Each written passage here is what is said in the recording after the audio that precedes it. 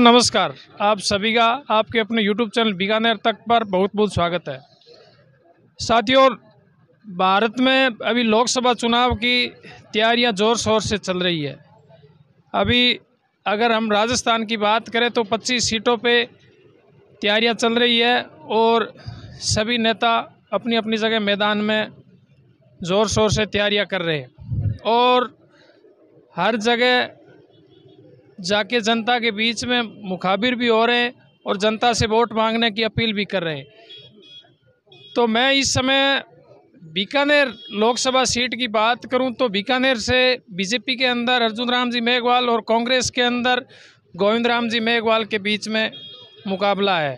अभी मैं फ़िलहाल लूनकंसर चौराहा पे मौजूद, रोजा चौराहे पे। यहाँ पे हर तरह के लोग आते हैं, हर गाँव इलाकों से, शहर से। इनसे जानेंगे कि इस बार का क्या रुझान है लोकसभा चुनाव को और किन किन मुद्दों को लेकर वोट डालने वाले हैं। मेरे साथ में आप देख सकते हैं, कैमरामैन से कहूँगा कि यहाँ पे दिखाएं। चाय की होटल पे मैं इस समय मौजूद हूँ और इनसे जानेंगे कि आखिर इस बार वोट करेंगे तो किन मुद्दों के साथ में वोट करेंगे और क्या क्या समस्या है। तो लोगों से जानेंगे होटल पे। लेकिन यहाँ पे मेरे साथ में तमाम युवा, इनसे जानेंगे कि इस बार युवाओं का क्या माहौल है और किन मुद्दों के साथ में युवा चुनाव में वोट डालने के लिए जाएंगे। तो क्या नाम है? राकेश। राकेश, आप युवा हो तो इस बार किन मुद्दों के साथ में लोकसभा वोट डालने जाएंगे? क्या मुद्दा है आपका, क्या समस्या है? अपना मोदी है, मोदी को वोट देना है और किसे देना है? कैसे कैसे? बीजेपी है इसलिए वोट देना है बीजेपी को। लेकिन कांग्रेस में भी गोविंद राम जी मेघवाल है। अरे कांग्रेस कोई काम की नहीं है, बीजेपी ओनली बीजेपी। क्या वजह क्या है? वजह तो बताओ, युवा हो आप। हम तो सब बीजेपी के हैं यहाँ पे, पूरा लूनकंसर बीजेपी का है। यहाँ पे सरकार भी बीजेपी का है, एमएलए भी बीजेपी का है, सभी बीजेपी के। लेकिन कांग्रेस भी बड़े बड़े दावे कर रही है। क्या कर रही है? कांग्रेस के पास कुछ नहीं है। यहाँ से युवाओं को रोजगार दिलवाने में हम चल रहा है। कौन? कांग्रेस। युवाओं को रोजगार बीजेपी भी दे रही है। क्या नाम है आपका? मेरा नाम जेठाराम है। अब की बार किनको वोट डालने वाले हो? बीजेपी को। एक मिनट रुको, क्या नाम है? इंदर। भाग क्यों रहे हो? भाग नहीं रहा हूँ, मैं जा रहा हूँ। नहीं तो अब की बार किस उम्मीदवार को वोट देने वाले हो लोकसभा चुनाव में? बीजेपी। मुद्दे की बात करें तो क्या क्या मुद्दे हैं? युवा हो आप। मुद्दा कुछ भी नहीं है, लेकिन बीजेपी चाहिए हमें। बीजेपी। ताऊ जी जान लेते। ताऊ जी क्या नाम है? मेरा नाम लालचंद है। ताऊ जी, लोकसभा चुनाव की बात करें तो किन मुद्दों के साथ में वोट डालोगे इस बार? क्या मुद्दे हैं? कौन से उम्मीदवार को वोट डालोगे? चौब मुबार कर कुआ हुए है, ठीक है। 30-40 फुट पर ही हुए है, ठीक है। गहराई ठीक है ना। एक छोरी ही बा कोई आपका पशुपारी काम हुए सारे खेत के माँ, ठीक है। ठीक है ना। तो फागण का महीना तार फसू वो डोली से खींच के पा रही थी, उसने फाग शुरू कर दिया। ठीक है। उसकी माँ आई खाना लेकर के, ठीक है। तो उसने माँ ने बोला कि बेटी के तन शर्म को नहीं आवे, तुम फागण गावे गए। ठीक है। जनाबा बेटी बोली कि माँ तू यहाँ करे ला रहे 15 एक पशु और रह गए, बन तू पाले, मन लाग रही है, भूख है। जनाबा माँ पशु पाउन लागी, बेटी रोटी जीवन लागी। जना माँ जब वो चढ़ खेचड़ो शुरू करी और पशु पाउना शुरू करिया नहीं, जनाबा ही फाग ही गाँव लागी। ई वास्ते किसान वर्ग, जको पीड़ित वर्ग, मजदूर वर्ग, छोटा व्यापारी है, आगे तो फागण बिया ही गाय जनो है, चाहे किसी पार्टी आ जाओ। हाँ, आ रहा है मेरी तो। लेकिन समस्याओं की बात करें तो बीकानेर लोकसभा में समस्या देश की बात करो ना, देश किधर जा रहा है।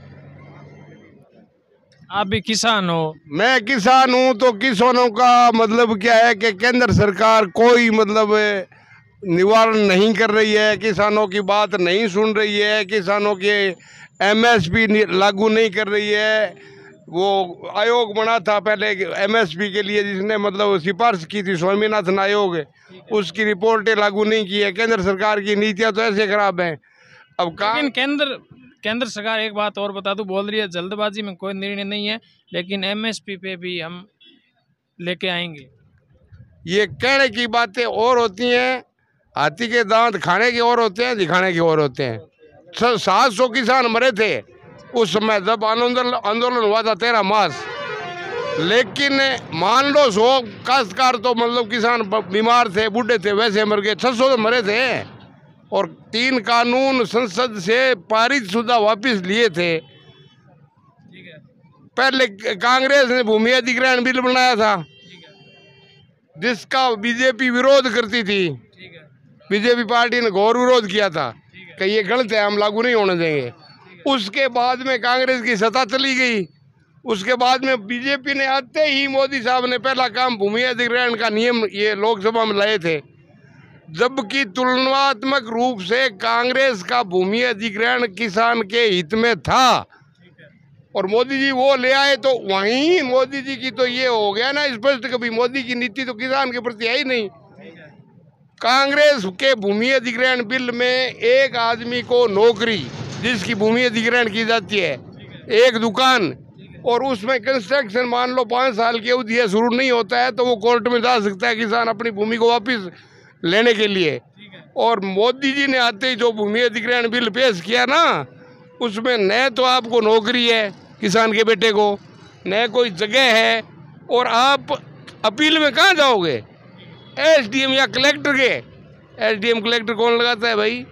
राजस्थान सरकार लगाती है, भारत सरकार लगाती है। वहाँ किसान की सुनी जाएगी कि उनकी सुनी जाएगी? लेकिन मैदान में अभी बीजेपी की तरफ से अर्जुन राम जी है, कांग्रेस की तरफ से गोविंद राम जी है, तो आप इन दोनों में से की नीतियां सही नहीं है, लेकिन तुलनात्मक रूप में जो कैंडिडेट है वो बीजेपी का वनिस्पत कांग्रेस के अच्छा है, इसलिए मतलब वोट अपनी मर्जी है उसको दो, हमारी ये राय है। क्या क्या काम हुए हैं? जो भी काम हुए हैं विकास के, जो गवर्नमेंट करती है, प्राय जनरली काम जो साधारण होने होते हैं वही हुआ है। ज़्यादा कोई लूणकंस तहसील का विकास नहीं हुआ है, ठीक है नहीं। लेकिन लोणकंसर की बात करें तो अभी एक नगर पालिका का है, हॉस्पिटल का मुद्दा है। यहाँ ट्रॉमा सेंटर होना चाहिए, नेशनल हाईवे है यहाँ पर, और मतलब नगर पालिका होनी चाहिए। सड़कें अव्यवस्थित हैं, सीवर लाइनें नहीं हैं, कुओं पर लाइटें नहीं हैं, बाहर गांवों में लाइटें नहीं हैं, लाइट की बड़ी समस्याएं रहती हैं किसानों के लिए। मतलब सही उचित समय पर पानी न मिलने पर फसलें उनकी नष्ट हो जाती हैं। लेकिन सरकार तो बोल रही है 24 घरों के लिए 24 घंटे बिजली और किसानों के लिए 6 घंटे बिजली ऑन द स्पॉट है। और ये ना हो सकता है सरकार का मतलब जो तंत्र है वो खराब हो। हम ये नहीं कहते कि भाई मतलब सरकार बोलती है कि नहीं बोलती है। अभी कितने टाइम मिलती है बिजली? हमारे को बिजली मिलती है 4.5 घंटे 4 घंटे। गाँव कौन सा आपका? शेखसर गाँव है मेरा। 4 घंटे 4 घंटा 4.5 घंटा, इससे ज़्यादा नहीं मिलती।